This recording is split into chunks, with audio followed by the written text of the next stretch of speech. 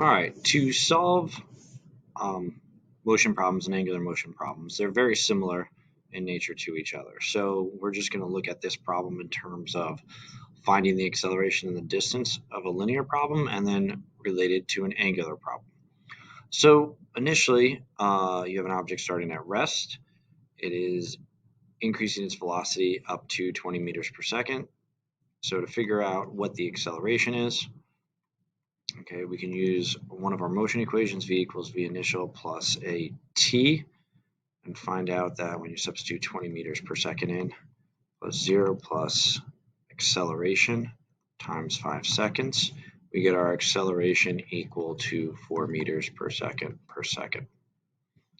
To find the displacement, we can use our position equation as a function of time.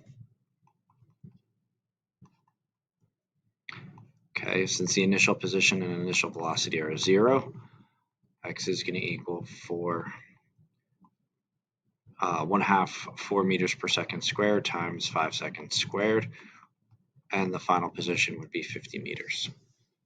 Okay, when we do this for angular values, it's very, very similar process. However, the one thing we do have to do is convert our linear values to angular values. And if you don't remember how to do this, and you can remember the equation for the circumference of a circle, the circumference is a distance, so it's a measure of a linear or translational value. 2 pi is an angular value, and the radius is the radius. So we can say that the linear speed is equal to the angular speed times the radius. So 20 is equal to the angular speed times 0.3 meters, which is your radius. So the angular speed would be 66.7 radians per second.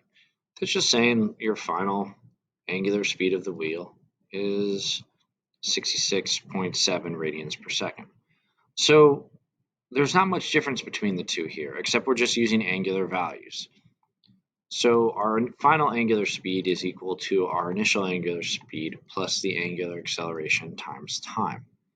When we substitute everything in, we get 67 radians per second is equal to 0 plus our angular acceleration times 5 seconds. When we go through and solve for our angular acceleration, we find out that our angular acceleration is 13.3 radians per second squared. Okay, so to find the angular displacement during that time, again, we use the angular version of our position as a function of time equation. And we can solve for, so our initial angular speed is 0, our initial angular displacement is 0. So we can solve for our angular displacement.